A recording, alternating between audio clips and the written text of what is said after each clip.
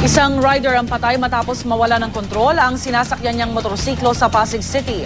Ang masaklap, kakapasa lamang po sa Electrical Engineering Board exams ang nasabing biktima. Narito ang report ni Jay Sabale.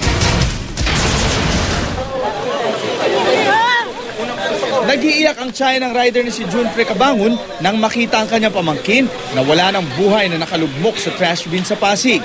Kakagraduate lang ng kolehiyo ni Cabangon at kapapasa lamang ng Electrical Engineering Board exams.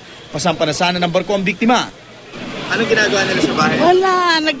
Alam ko nag-aayos lang sila ng motor niya eh. Maghahating gabi, tinatahak ni Cabangon ang Caruncio Avenue eastbound nang bigla siyang mawala ng kontrol sa motor.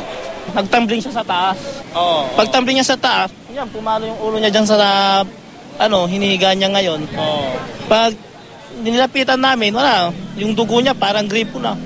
Tinignan ko yung pulso. Sa kaliwang side, negative negative pulse. Kabila, negative. Sabi ko, baka nagkamali lang ako. Pinulsahan ko sa braso, tagal, wala na talaga. Dineklarang patay ang biktima ni Anthony Valderrama, nurse ng Pasig Rescue. Ayon sa kasama ng biktima na nakamotor rin, naiwanan nila si Cabangon kaya marahil mabilis ang takbo nito dahil hinahabol sila nang mangyari ang aksidente. Nakainom ba kayo? Isang buti kuya. Sa kayong inom? Doon sa bahay nila. Self-accident kasi to eh. Inimbestigahan naman natin kung may another parting involved. It's clear naman na nagsarili lang siya. Para sa unang balita, Jay Sabale reporting.